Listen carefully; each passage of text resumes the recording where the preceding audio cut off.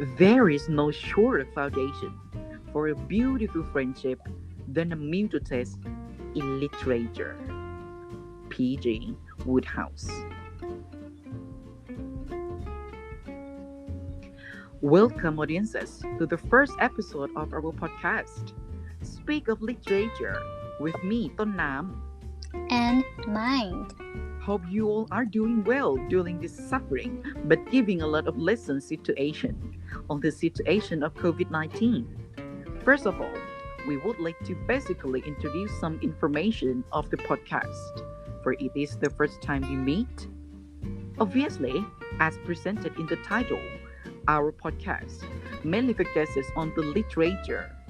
Nevertheless, we are not going to only introduce you to the literature that we select, but also that brings some analysis, which is processed by literary criticism. Time flies, so we should no longer waste valuable time. Let's see what we bring to present you today. What do we bring, Mild? I packed a full snacks for our audiences today. Wow, interesting. Well, before we are going to analyze the literature, let me tell our audiences what is literary criticism and why we need the literary criticism to analyze the literary work that we chose to talk about it today. Literary criticism refers to critical methods for interpreting text and developing and substantiating arguments of literature. Why is criticism important for students? As a reader of literature, you may find the views of others very helpful in developing your own interpretations. Also, literary criticism has an important role in literature studies because the critics can make you see all of the aspects in literary work. As I mentioned before, literary criticism is very helpful to interpret the literary works. Moreover, it can be helpful to analyze and see things beyond through the text.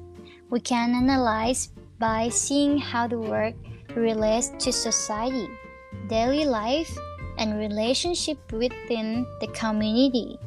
Besides being useful, good literary criticism can be fun in itself, like listening to and participating in a lively discussion among friends, like we are doing right now, Ton-nam. That's very great.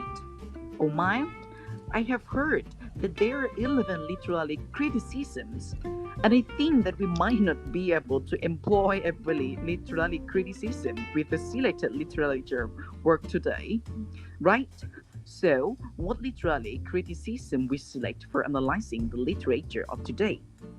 Well, there are so many literary criticism.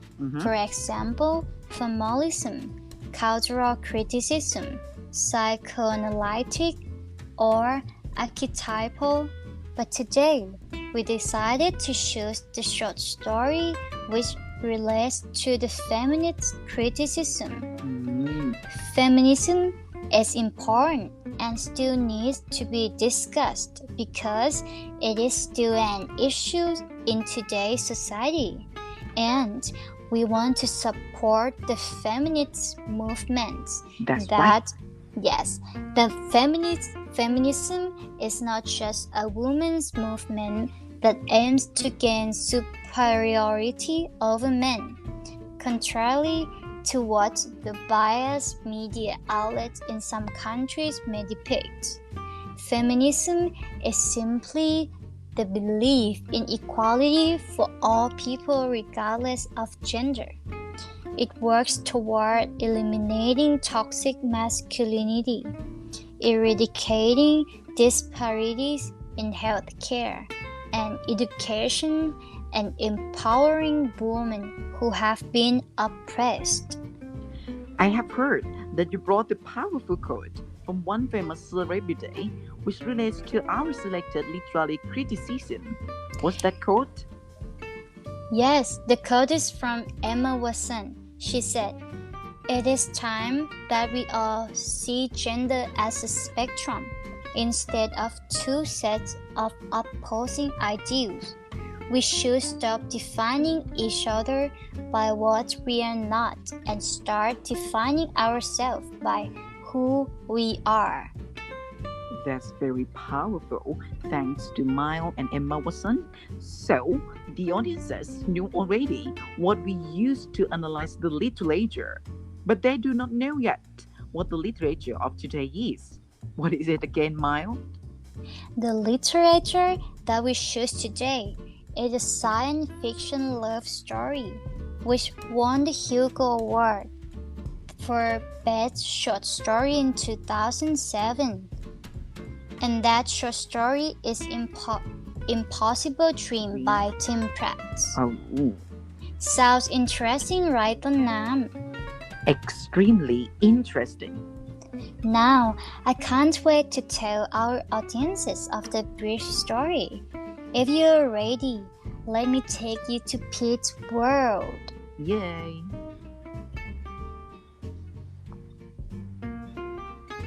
There is a boy named Pete who is a movie buff. Do you know the meaning of movie buff, Ton-nam? Sorry for my little knowledge of English words. Mild, I don't know about the term. It's totally fine. Then let me clarify. A movie buff is a person who is very interested in and knowledgeable about film. There is one night, Pete discovers a video rental store called Impossible Dreams in his neighborhood. When he entered the store, he found a store clerk who is also a movie buff. Her name is Ellie. He was looking for the movie and had no idea, but found the familiar movies, but not quite familiar in the store. He found the same movie, but different actor and actress, or even then the director that's supposed to have died in his world. Not only the movies are different, but also the cards. When Pete wants to rent the movie, there is no Visa card, but only Weber and Foster card. Pete was trying to find out what is happening to him. Then he finally saw from the theories that supported him that the store is in a parallel universe. Through the story, we learn this shop is actually in a nearly similar but parallel universe, and because of some unexplained phenomenon, it has been appearing in our universe between 9 and 10 p.m. And this window of appearance is shrinking with passing days. This story has a happy ending when Ellie enters Pete's universe and they happily walk home together. Thank you, Mild. Isn't that interesting for those audiences who have not experienced the short story to experience it immediately after our podcast ends? I think that the genre of this short story might attract the attention of those who love the parallel world plot. Nevertheless, let's hear what I brought you today. According to today's literary criticism, as Mild mentioned previously, that it is the literary criticism of feminism. I would like to additionally explain that the criticism is how the woman is perceived via the men's perspectives in the literature. It is reasonable to state that the male protagonist, Pete, in the selected literature, which is the short story The Impossible Dream, in cooperation of the male writer, Tim Pratt, who illustrates the story, perceives the female protagonist, Ellie, as the outstandingly smart woman who is significantly independent in the parallel world, as observed during the conversation between Pete and Ellie in the mysterious Impossible Dreams video store. Annie seems to be a young woman who decides to isolatedly live on her own effort. She works to feed her stomach, even though her stomach is not lately filled with adequate food. That's why she has to steal the pear from her neighbor's tree for a lunch.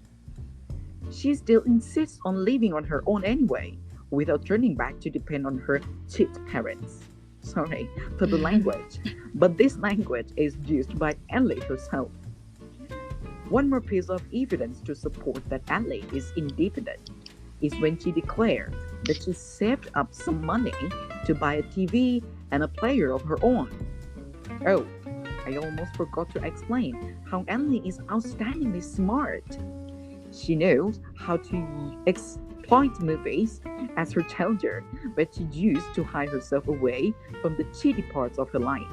Sorry for the language again, but she used it. Additionally, Pete blames it himself that Ellie is smart when he begins to interest her after talking with her for days. Well, it seems that the way Ellie is illustrated is different from the other ways of others to illustrate women, isn't it? However, when I take a deep look at Ellie's illustration, she is not completely different from the other women in the literary world created by men. Let me explain. Pratt, the author of this short story, possibly illustrates Sally as a smart and independent woman. But whatever she is illustrated is devastated by Pete's dominance many times. Firstly, Pete happens to think that he's going to steal the video player from the video store, where there is only Annie working. You already knew Pete is a man and Annie is a woman. This could reflect that the man like Pete perceives himself as the superior gender, who usually perceives female gender as the inferior in terms of possessing a power. Why?